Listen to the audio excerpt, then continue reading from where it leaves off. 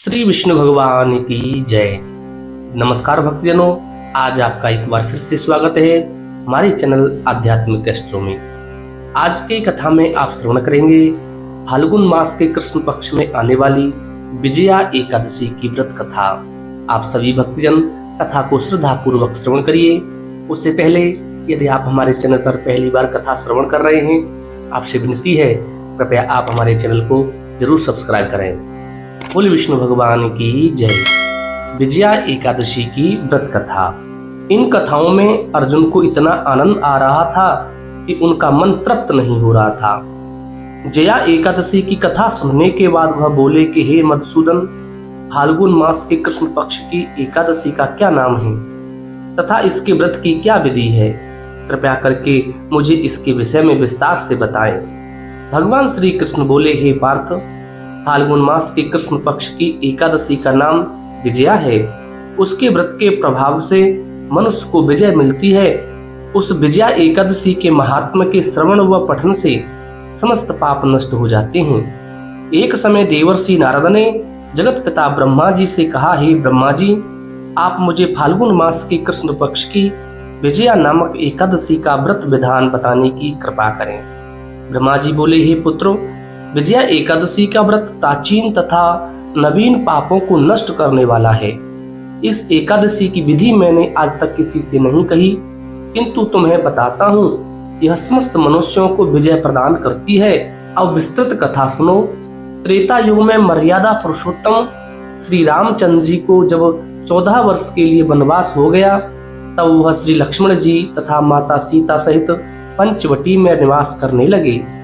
उस समय महापापी रावण ने श्री सीता जी का हरण कर लिया। इस दुखद समाचार से श्री राम जी तथा लक्ष्मण जी अत्यंत व्याकुल हुए और सीता जी की खोज में चल दिए।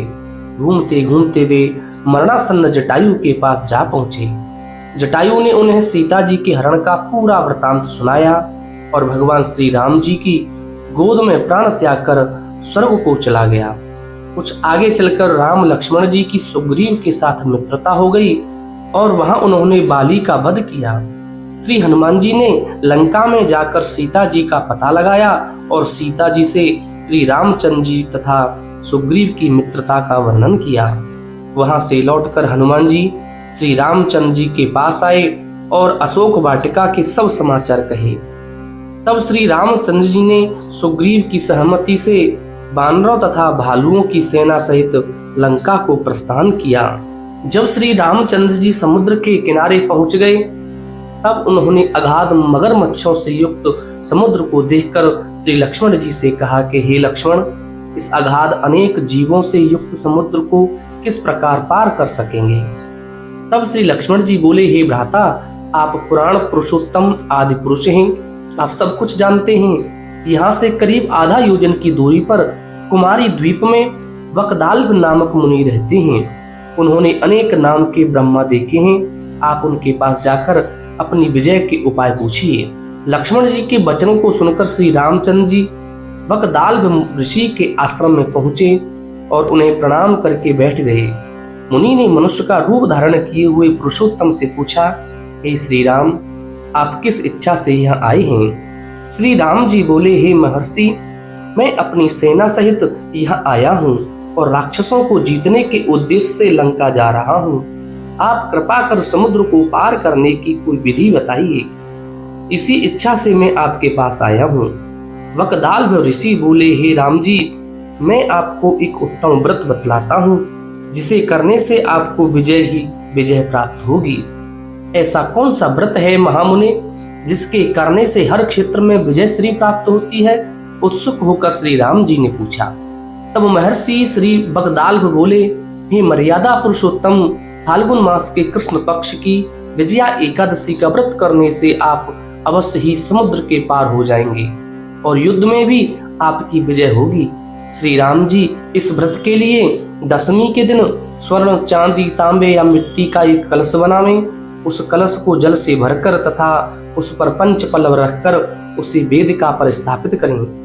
उस कलश के नीचे 7 अनाज मिले हुए और ऊपर जौ रखें। उस पर श्री नारायण भगवान की स्वर्ण की प्रतिमा स्थापित करें। एकादशी के दिन स्नान आदि नित्य कर्म से निवृत्त होकर धूप दीप नैवेद्य नारियल आदि से भगवान की पूजा करें। वह सारा दिन भक्ति पूर्वक कलश के सामने व्यतीत करें और रात्रि को भी उसी तरह बैठे रहकर जागरण करना चाहिए। द्वादशी के दिन नदी या तालाब के किनारे स्नान आदि से निवृत्त होकर उस कलश को ब्राह्मण को दे देना चाहिए। हे राम, यदि आप इस व्रत को सेनापतियों के साथ करेंगे तो अवश्य ही विजयी होंगे। तब मर्यादा पुरुषोत्तम श्री रामचंद्र जी ने मुनि की आज्ञानुसार विधि पूर्वक विजया एकादशी का व्रत किया और इसके प्रभाव से दैत्यों के ऊपर विजय पाई। अतः हे राजन, जो मनुष्य इस व्रत को विधि पूर्वक करेगा उसकी दोनों लोकों में विजय होगी। श्री ब्रह्मा जी ने नारद जी से कहा था, हे पुत्र, जो इस व्रत का महात्म सुनता या पढ़ता है उसे वाजपेयी यज्ञ के फल की प्राप्ति होती है। अब आप कथा का सार श्रवण करिए। विष्णु भगवान का किसी भी रूप में पूजन मानव मात्र की समस्त मनोकामना पूर्ण करता है। भगवान राम हालांकि स्वयं विष्णु के अवतार थे, अपितु अपनी लीलाओं के चलते प्राणियों को सद्मार्ग दिखाने के लिए उन्होंने विष्णु भगवान के निमित्त इस व्रत को किया। विजय की इच्छा रखने वाला कोई भी मनुष्य इस व्रत को करके अनंत फल का भागी बनता है। विजया एकादशी का व्रत प्राणी मात्र को हर क्षेत्र में विजय श्री प्रदान कराता है। बोले विष्णु भगवान की जय। ऐसी ही सुंदर कथाएं श्रवण करने के लिए आप हमारे चैनल को जरूर सब्सक्राइब करें। वीडियो अच्छी लगी हो तो लाइक और शेयर जरूर करें।